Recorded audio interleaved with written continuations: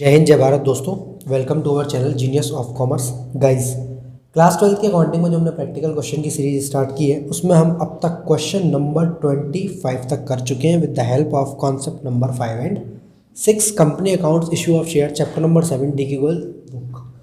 आज हम बात करेंगे इस क्वेश्चन नंबर 26 की, जिसका नाम है Alpha Limited issued 5000 shares of ₹100 each at par, the amount payable as under.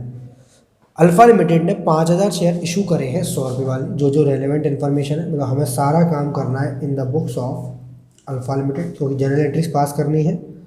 सबसे पहले रेलेवेंट इन्फॉर्मेशन लिखना सीखिए ताकि आपको क्वेश्चन जो है 10 बार ना पढ़ना पड़े। रेलेवेंट इन्फॉर्मेशन है 5000 शेयर्स एट द रेट 100 और 25 रुपये एप्लीकेशन, 25 रुपये अलॉटमेंट, 20 रुपये फर्स्ट कॉल एंड 30 रुपये फाइनल कॉल। 25 बच्चे 50 और 20 70 और 30 100।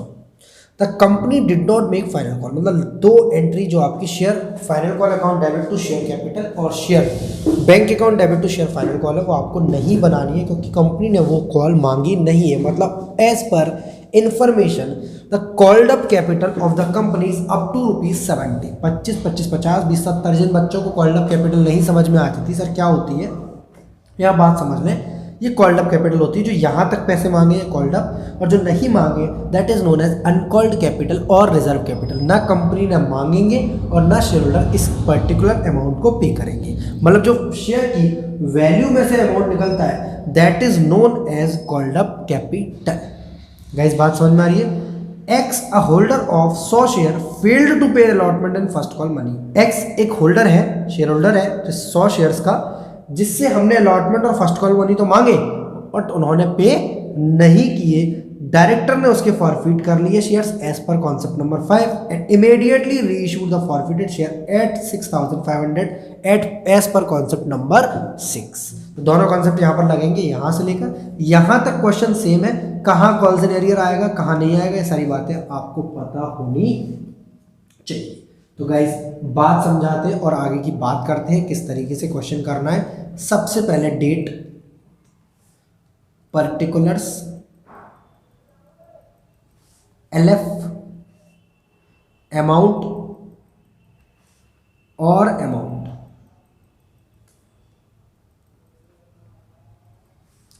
क्लियर है गाइस। 5000 रुपये का 25 रुपये से इंटू होगा क्योंकि सर अप्लाइड शेयर्स इस क्वेश्चन में नहीं है, जैसे आप ओवर सब्सक्रिप्शन में दिखाते थे। अगर अप्लाइड होते तो पहला इंटू हम अप्लाइड से करते, बट यहाँ नहीं है तो हम सिंपल से एंट्री बन जाएगी। बैंक एक ही तरीके के शेयर्स है, वही अप्लाइड है, वही अलॉटेड है, वही इशूड है।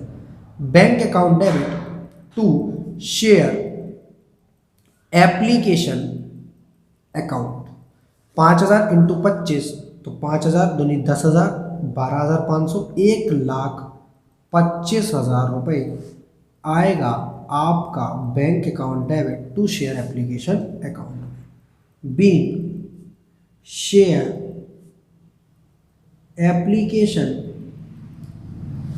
मनी रिसीव्ड ऑन 5000 शेयर्स, सही क्यों लिख रहे हैं आप, मेरा मन कर रहा है, आज दिवाली है इसलिए, एट द रेट 25। क्लियर है गाइस यहाँ तक कहानी? जी सर जी। अब क्या करेंगे सर, मतलब 6 एंट्री एकदम सिंपल है। जी सर जी सिंपल है, बस कहाँ का कॉल सिनेरियर आएगा वो 100 शेयर्स का आएगा, बस वो याद रखना है। फॉरफीचर वाली जो नई बात है उसको हम फोकस लेकर करेंगे। Share application account debit to share capital account, कितने रुपए से? 1,25,000 रुपए से, 1,25,000 रुपए से। Being share application money transferred to share capital account.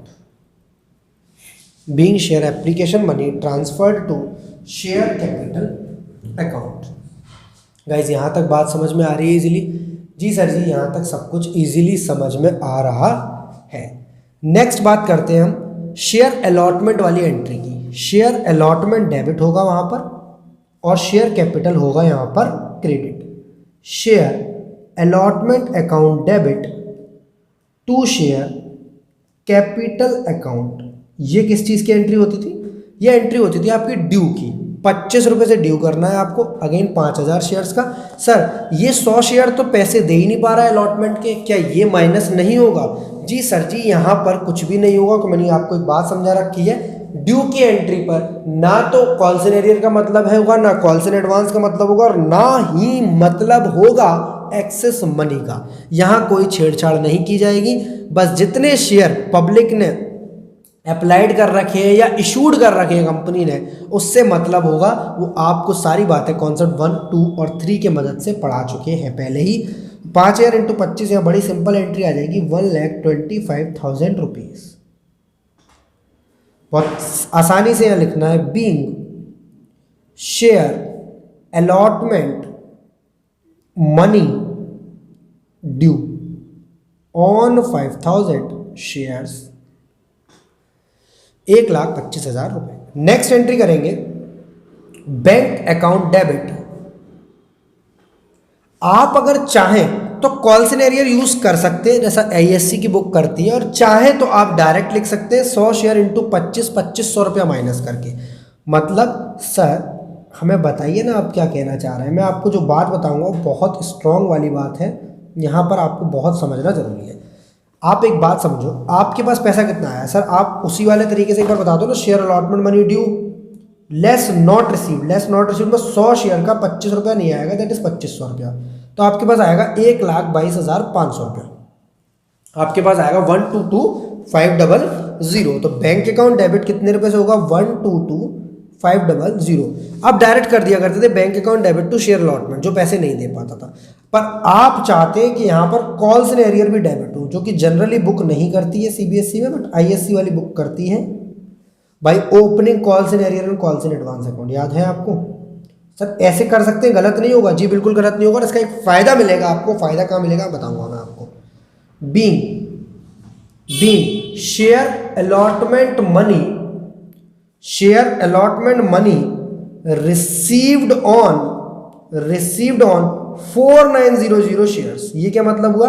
5000 shares को हमने ड्यू किया था, 100 शेयर हमें पैसा नहीं दे पाए, तो 4900 शेयर्स ने हमें 25 रुपये के हिसाब से जो पैसा देगी वो देगी आपको यही 1,22,500 रुपया। 1,22,500 रुपया। यहां तक हो गया आपका एंट्री नंबर 4 कि हमें पैसे कैसे मिलते हैं जब हम शेयर अलॉटमेंट मनी ड्यू करते हैं और रिसीव्ड करते हैं। सर इसकी एक एंट्री ये भी तो हो सकती है, आप वो वाले तरीके से बता दो तो मैं और करके लिख दे रहा हूं ताकि स्टूडेंट को कंफ्यूजन ना रहे कि सर ये नए तरीके से क्या करा रहे हो। सर ऐसे भी तो कर सकते हैं, bank account debit to share allotment account. यहाँ डायरेक्ट लिख दो 1,22,500 और यहाँ भी डायरेक्ट लिख दो 1,22,500। यहाँ बस ये याद रखना पड़ेगा कि शेयर अलॉटमेंट 1,25 से तो डेबिट हुआ है, बट क्रेडिट अभी तक 1,22,500 से हुआ है। सर इसको और सिंपल भाषा में, अपनी आसान भाषा में बताओ ना क्या है। मैं आसान भाषा में बताता हूँ। यहाँ पर जो पैसा नहीं मिला ना वो अभी भी शेयर अलॉटमेंट के नाम से पड़ा है, और यहाँ जो पैसा नहीं मिला उसकी जगह कॉल्स इन एरियर ने ले ली है। बस इतनी बातें याद रखना। आप इस तरीके से करोगे तो शेयर अलॉटमेंट का पैसा अभी तक शेयर अलॉटमेंट के नाम से ही है, बट यहां पर उसकी जगह ले लिए कॉल्स इन एरियर ने। बीइंग नरेशन सेम आएगा दोस्त, share allotment money received on 4900 shares. Narration में कोई दिक्कत नहीं आएगी, वो सेम ही आएगा आपका। नेक्स्ट करेंगे आप share first call account debit. Share first call account debit to share capital account. Sir again due पर कोई फर्क आएगा जी? यहां पर तो कभी भी कोई फर्क नहीं आएगा। यहां पर कभी भी कोई फर्क नहीं आएगा सर, कभी भी नहीं आएगा। नहीं, कभी आ सकता है, जब वो सिचुएशन होगी तब मैं बताऊंगा आपको। अभी यहां कोई फर्क नहीं आएगा क्योंकि ड्यू का ना लेना देना एक्सेस मनी से है, ना शेयर कॉल्स इन एरियर से, और ना कॉल्स इन एडवांस से है। यहां पर कोई भी फर्क नहीं आएगा। यहां आप डायरेक्ट 5,000 इंटू 20 करेंगे, दैट इज 1,00,000 रुपीज। 1,00,000 रुपीज। क्या लिखेंगे आप? Being share first call money due. Share first call money due on 5,000 shares. 5,000 shares पर फर्स्ट कॉल मनी ड्यू किया जाएगा। अगेन आप क्या करेंगे? Bank account debit calls in arrear account debit किस बेसिस पर, इस तरीके से करेंगे अगर आप, और ऐसे करेंगे तो डायरेक्ट करेंगे। सर आप दोनों तरीके से करवाइएगा। Bank account debit calls in arrears account debit to share first call account. आपने पैसा कितना मांगा है, 1 लाख रुपया, बट किन शेयर्स ने पैसा नहीं दिया, 100 शेयर ने 20 रुपया नहीं दिया है, तो 2000 रुपये आपके पास नहीं आएगा, आपके पास पैसा आएगा 98,000 रुपीज़। 2000 आपके favourite account calls in arrear में चला जाएगा, और फर्स्ट कॉल अकाउंट जितने से डेबिट हुआ है बेशक उतने से ही क्रेडिट होगा 1 लाख रुपीज़ से। Being share first call money received on 4900 shares. पर हम इसको और वाले मेथड से भी करेंगे। और वाला कौन सा मेथड है, जब शेयर फर्स्ट कॉल का पैसा कॉल्स इन एरियर अकाउंट में ट्रांसफर ना करते हुए हम सिर्फ बैंक अकाउंट डेबिट करेंगे, कितने से, जितना पैसा मिला आपको 98,000 to share first call account again 98,000 shares, 98,000 rupees. Being share first call money, दोनों का नरेशन सेम आएगा, वहाँ लिखा नहीं मैंने, मनी रिसीव्ड ऑन 4900 शेयर्स। इसके बाद हम फाइनल कॉल की एंट्री करेंगे क्या, नहीं सर बिल्कुल नहीं, क्योंकि बोला है company did not make the final call. Company ने फाइनल कॉल नहीं मांगा है। कंपनी का कॉल्ड अप अमाउंट सिर्फ 25, 25, 50 और 20, 70 रुपया है। डायरेक्टर ने फॉरफीट कर दिए ये शेयर्स इमीडिएटली। इमीडिएटली मतलब तुरंत फर्स्ट कॉल के बाद, क्योंकि फाइनल कॉल मांगना ही नहीं है और ना हमको ये देगा। तो ऐसे केस में हम फॉरफीचर कैसे करेंगे, शेयर कैपिटल अकाउंट डेबिट। हमेशा फॉरफीचर के टाइम पे शेयर कैपिटल अकाउंट क्रेडिट होता है या डेबिट होता है, sir as per concept number 5 हमने पढ़ रखा है, शेयर कैपिटल अकाउंट आपका डेबिट किया जाता है। और उसमें हमें ये याद भी रखना है कि वो कॉल्ड अप अमाउंट या फेस वैल्यू से ही डेबिट होगा, उससे ना ज़्यादा उससे ना कम। यहाँ पर कॉल्ड अप अमाउंट आपका 100 रुपया है या 70 रुपया है, सर यहाँ पर कॉल्ड अप अमाउंट हमारा 70 रुपया है। कैसे, 25, 25, 50 और 20, 70। आपने कॉन्सेप्ट नंबर 5 में बड़ा ब्रीफ तरीके से समझाया था। When the shares are forfeited before final call, बहुत फोकस लेकर इस बात को समझना। When the shares are forfeited before final call, जैसे ये हो रहा है फर्स्ट कॉल के बाद तुरंत, इसलिए नहीं कि कंपनी मांग नहीं रही है, वो बोल भी रहा है यहीं पर फॉरफिट कर दिया जाए। तो यहाँ पर शेयर कैपिटल अकाउंट जो है 100 शेयर का 70 रुपये से इंटू करके 7,000 रुपया डेबिट किया जाएगा। शेयर कैपिटल अकाउंट पे 7,000 रुपये डेबिट किया जाएगा। 100 रुपये से कब करता मैं, जब फाइनल कॉल भी मांगता, और ये फाइनल कॉल भी नहीं दे पाता, बट ना कंपनी ने यहाँ फाइनल कॉल मांगा है ना ये फाइनल कॉल देगा, हम इस शेयर कैपिटल अकाउंट को डेबिट करेंगे 7,000 रुपये से। बात समझ में आ रही है नहीं आ रही है। अब बात करें कौन सा पैसा मिला और कौन सा पैसा नहीं मिला है। सर यहाँ आपने 2 तरीके से पता कैसे करें पैसा मिला या नहीं मिला। Failed to pay allotment and first call money, failed to pay allotment and first call money, मतलब ये सर अलॉटमेंट और फर्स्ट कॉल का पैसा नहीं दे पाया, जैसे 25 और 20, 45 रुपया नहीं दे पाया, जिसको हम शेयर कॉल्स इन एरियर में डालेंगे, कॉल्स इन एरियर में डालेंगे 45 इंटू 100 दैट इज 4500, और बचा हुआ शेयर फॉरफीचर अकाउंट में जाएगा, जिसमें आपने एक बात बताई थी एप्लीकेशन का तो हमेशा आएगा ही आएगा, तो 25 रुपये एप्लीकेशन का, 100 शेयर का हो गया 2500 रुपया। हमेशा आएगा ही आएगा आपके फॉरफीचर अकाउंट में एप्लीकेशन का पैसा, हमेशा आएगा ही आएगा हमेशा आपके फेयर फॉरफीचर अकाउंट में। Being 100 shares forfeited at called up of 70, 100 shares forfeited at called up of 70। Guys यहाँ तक बात समझ में आ रही है नहीं आ रही है। हमारे शेयर फॉरफीचर में कितना पैसा पड़ा है, 25 रुपये, ये हमारा प्रॉफिट है, ये हमारा प्रॉफिट का अमाउंट है। कॉल्स इन एरियर में कितना पड़ा है, 4500 रुपये। अब मैं तुम्हें असली बात बताता हूँ, जो हम राम ये सब करते थे हम, जब बात समझना।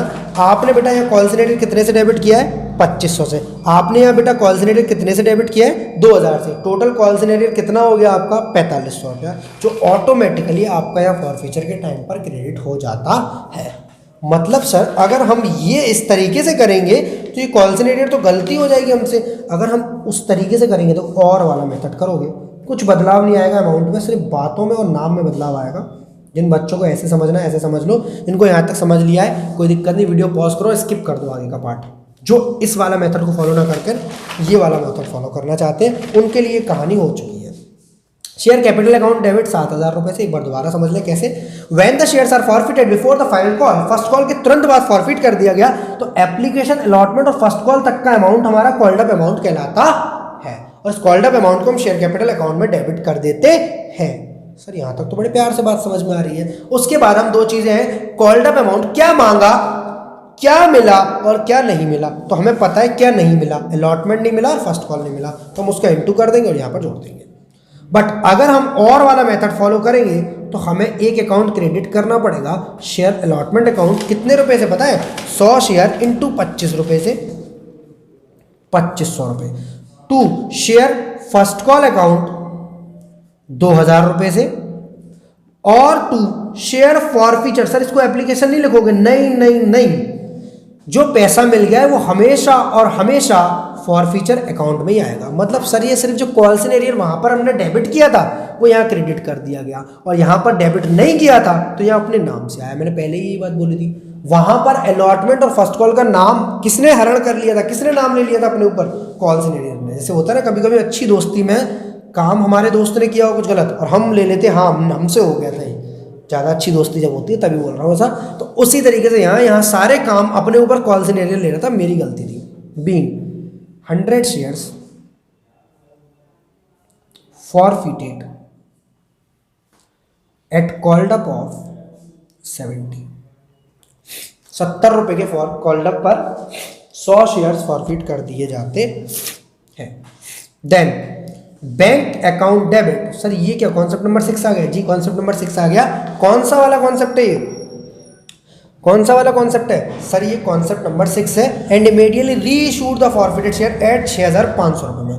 6500 री इशूड एट, मैंने 10 बार बताया था, जो भी अमाउंट री इशूड एट में आए वो पैसा आपके बैंक अकाउंट में आता है। फिर यहाँ पर शेयर कैपिटल वापस क्रेडिट होता है, क्योंकि वापस शेयर बिक रहे हैं। देखो यहाँ तक बेच रहे थे हम, यहाँ पर छीन लिए वापस और यहाँ पर वापस बेच दिए। अब यहाँ पर कितना आएगा, यहाँ कितना आएगा, या 6500 आएगा, या 100 इंटू 100 10,000 आएगा, या यहाँ 7,000 आएगा। सर मुझे लगता है यह 7,000 रुपये आएगा। आपके लगने से कुछ नहीं होता, आप मुझे बताओ यहाँ कितना आएगा। सर शेयर जो छीना है वो कितने वाला है, 70 रुपये वाला। शेयर जो रीइशू कर रहे हैं वो भी कितने वाला है, 70 रुपये वाला। सर अगर ये शेयर 100 वाला होता तो क्या लिखा होता वर्ड, क्या लिखा होता फुल्ली पेड अप, क्या लिखा होता फुल्ली पेड अप। कहीं ना कहीं एक वर्ड देता फुल्ली पेड अप, मतलब जब तक वो वर्ड नहीं लिखा हो, मतलब मैंने ऐसे समझाया था 6 कॉन्सेप्ट, जैसा छीना वैसा ही बेच दिया, या छीनने के बाद पॉलिश करी थोड़ी सी और उसको हमने फुल्ली पेड अप बना दिया। था वो 70 का, हमने उसे बना दिया 100 का, और ये 70 वाला शेयर फॉरफिट किया है और 70 वाला ही रीइशू किया है। तो रिमेनिंग बैलेंस, वो इसके लिए तो मुझे कहीं चेंज करना चाहिए। ये remaining balance that is balancing figure is treated as loss on reissue 500 रुपये। Being 100 shares reissued at 65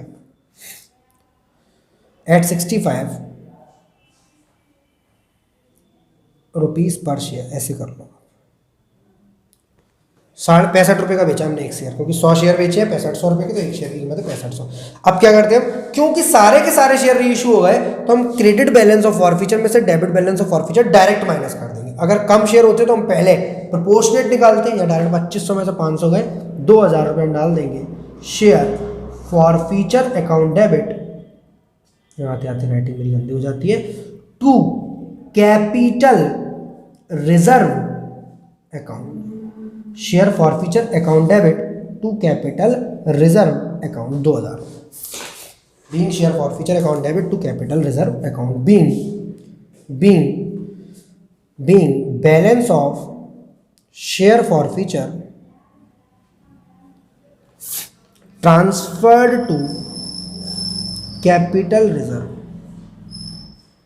balance of share forfeiture being transferred to capital reserve. 2000 रुपये का अमाउंट आपका शेयर फॉरफीचर का रिजर्व कराएगा। क्यों, 2500 का प्रॉफिट था, 500 रुपये का लॉस था, प्रॉफिट में से लॉस गया।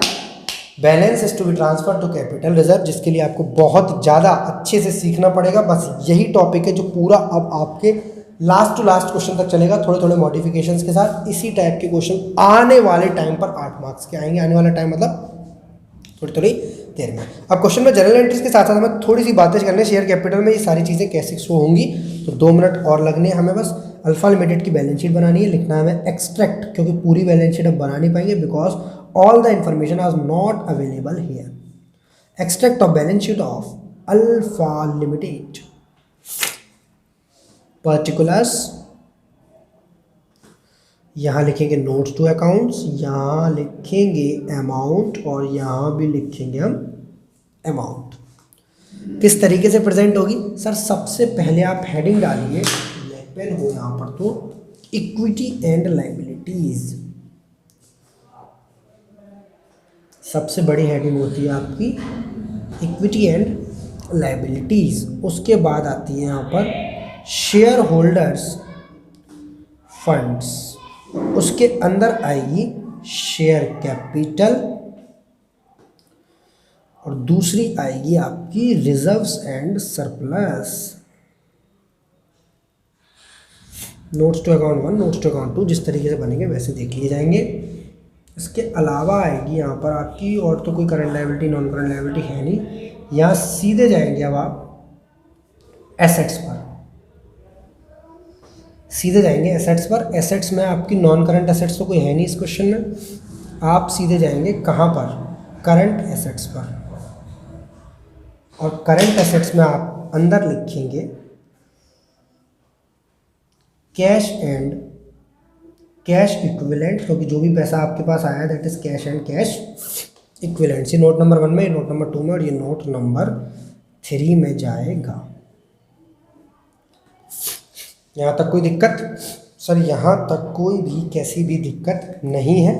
अब हम बात करेंगे आगे।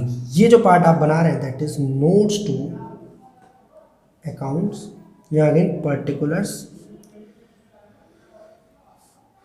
करंट ईयर अमाउंट और प्रीवियस ईयर अमाउंट।